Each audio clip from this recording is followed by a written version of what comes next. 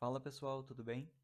Vamos dar uma olhada nessa página que a gente fez para termos uma boa ideia de como lidar com as atividades de casa. A primeira parte que é relevante é você analisar a estrutura geral do site antes de sair pensando no código. Não simplesmente olha isso aqui e já coda, não. Olha o geral, define qual parte é qual parte e então, por fim, você vai lá e coda, ok? Que é o conceito de componentização. Então vamos componentizar isso aqui. Primeiro, nós temos uma receita. Visto que é uma receita, vamos ver se tem outras. Opa, tem outras receitas. Então, como a gente tem várias receitas, cada uma é diferente, cada uma está isolada, então elas não têm relação entre si, logo eu faria aqui ser um article. Primeira coisa aqui, nós temos um título principal, que é o título da receita. Visto que isso aqui está no topo da receita, tendo o título principal e tendo outra coisa, então eu não vou simplesmente soltar um H1 aqui. Eu vou botar um header para conter esse cabeçalho aqui. Temos o H1 como título e temos isso aqui que pareceria um subtítulo, mas não é um subtítulo. Veja só, para ter algum subtítulo, eu teria que ter uma pequena frase que remetesse a isso aqui, sendo que a gente não tem.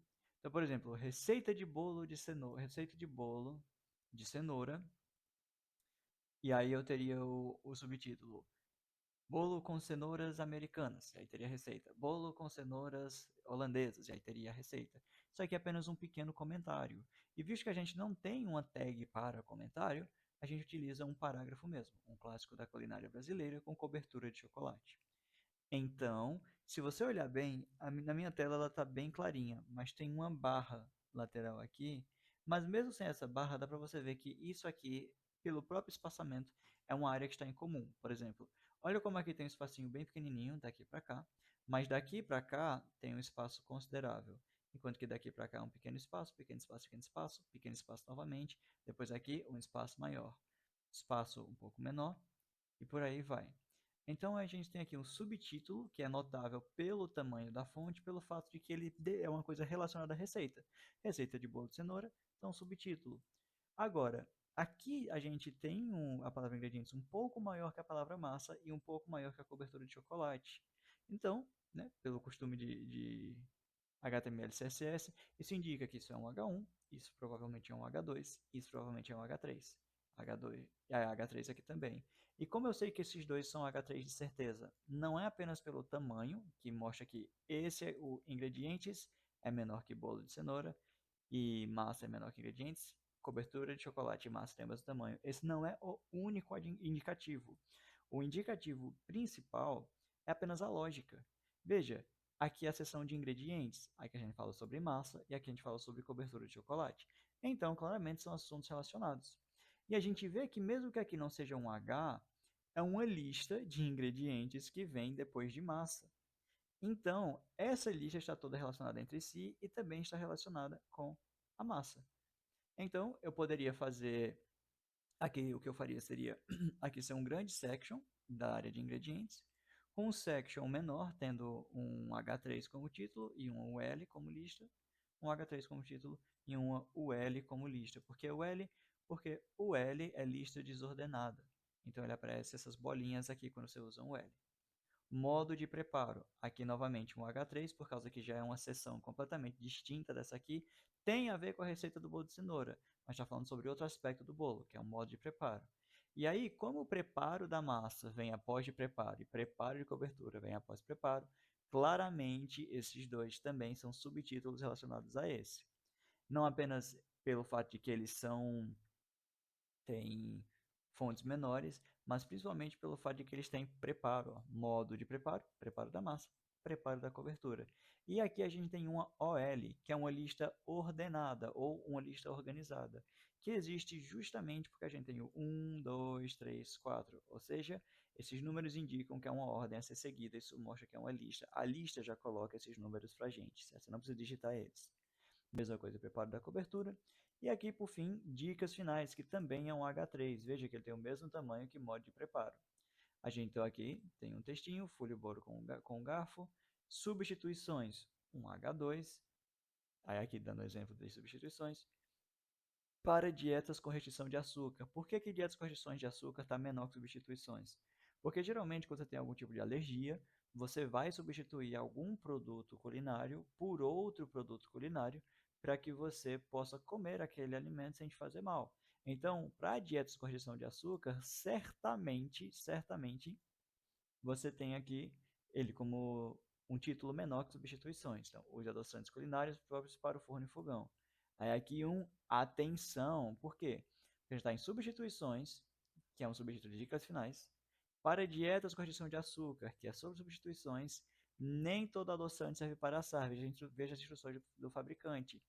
Isso aqui, essa atenção que está em vermelho, ele é uma fonte um pouco menor do que essa aqui.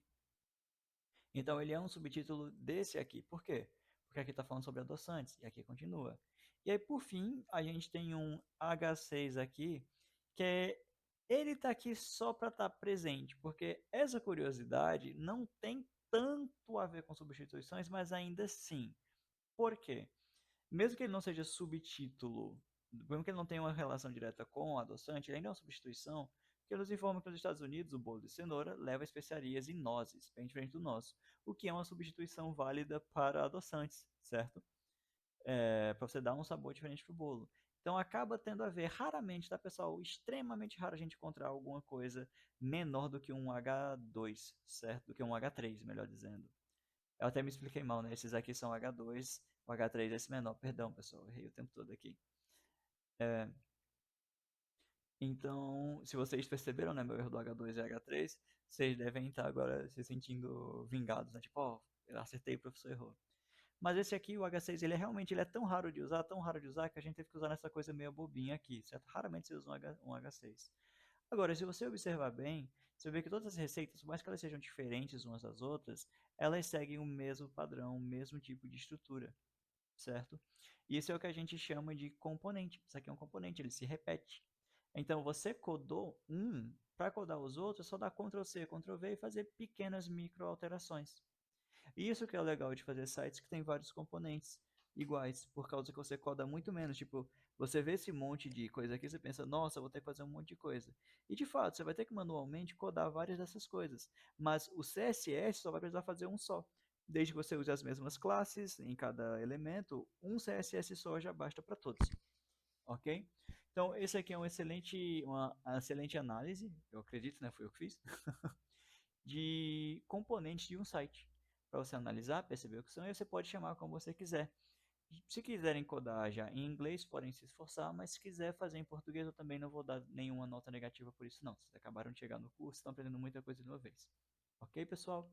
Então, por exemplo, o container aqui eu chamaria container receita, título principal, legenda do título, uh, subtítulos. Aí, subtítulos seria uma classe que seria aplicada em ingredientes, em modo de preparo e em dicas finais. E aí, colocaria esse, então, uh, subcategorias. Então, subcategoria, subcategoria, subcategoria, subcategoria, subcategoria.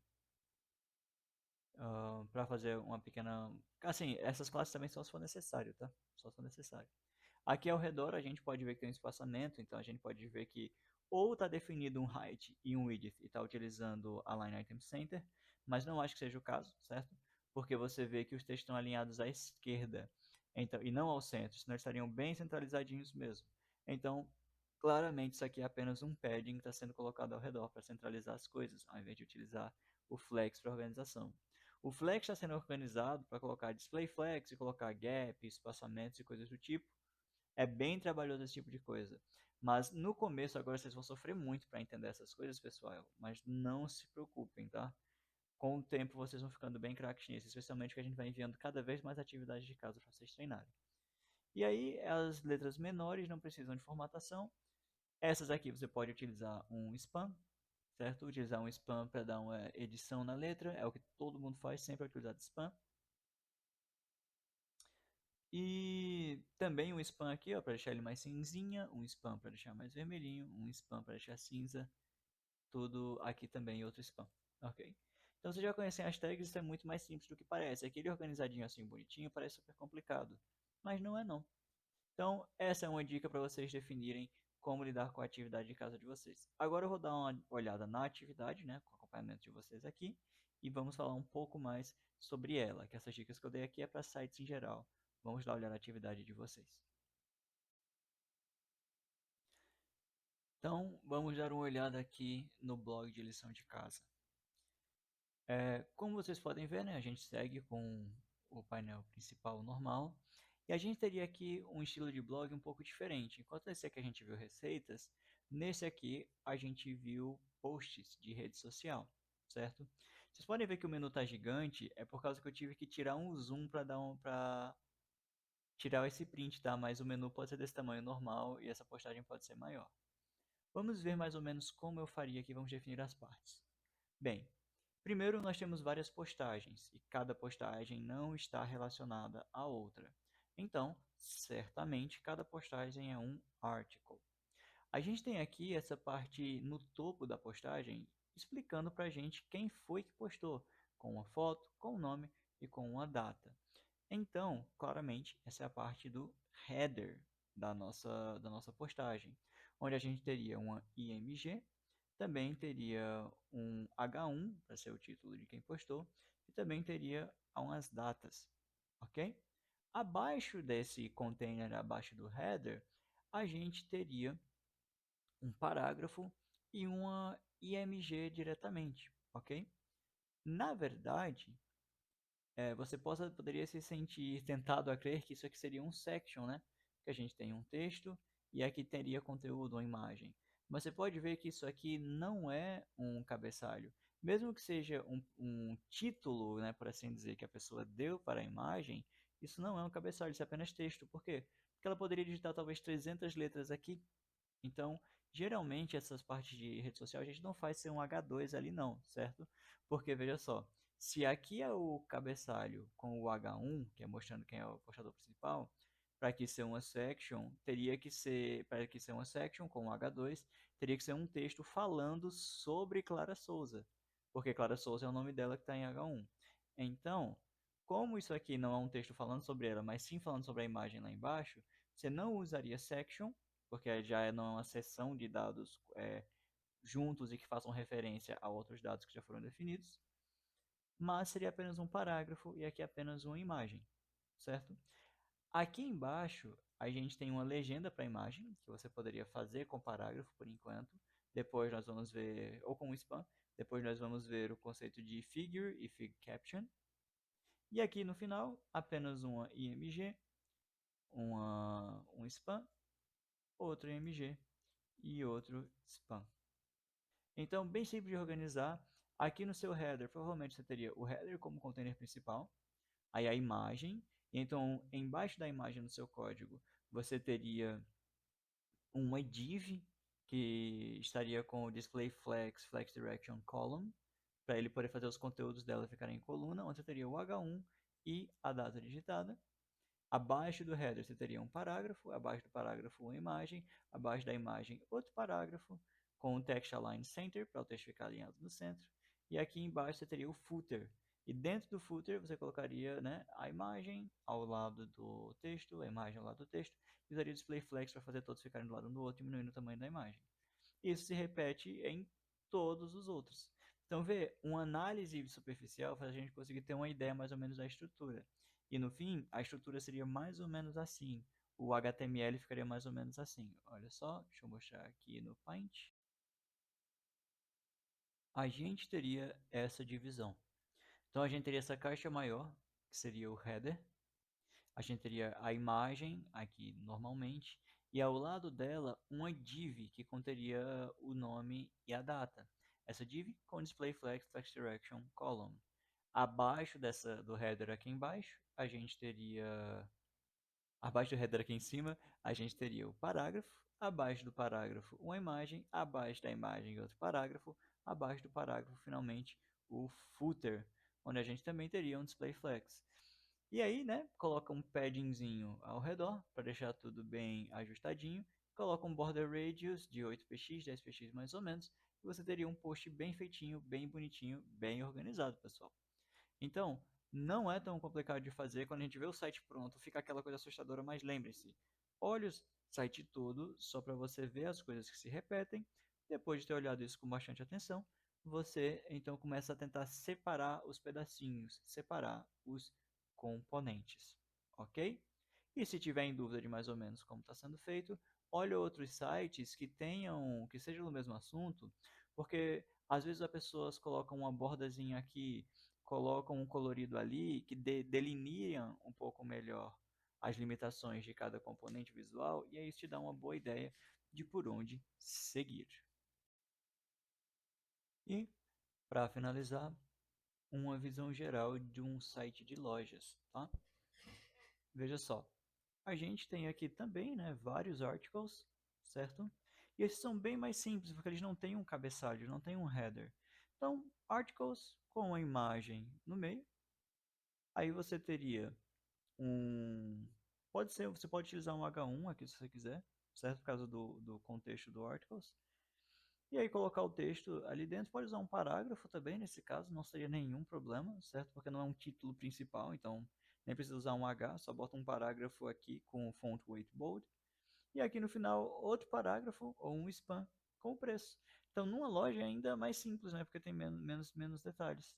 Nesse caso aqui, mesma coisa. Um article com a imagem, o título em um parágrafo, o texto aqui pode ser um P, e aqui outro P, ou um span e outro span, sem nenhum problema também. No caso dessas cartas aqui, né, que vocês não precisam fazer, de acordo com a atividade, só precisa fazer os produtos na área do main, mas esse card aqui eu vou utilizar para analisar só como um exemplo. Do mesmo jeito, uma imagem, um parágrafo, um outro parágrafo que utiliza a tag strong aqui para ter ênfase, e por fim um botão para clicar, certo? Apesar de que ele inteiro aqui é um botão, ó. Então, a real é que eu acho que isso aqui inteiro é só uma imagem. Deixa eu ver. Yep, é uma imagem inteira dentro de uma âncora. Ó, que assim você clica dentro e a imagem inteira fica como um link.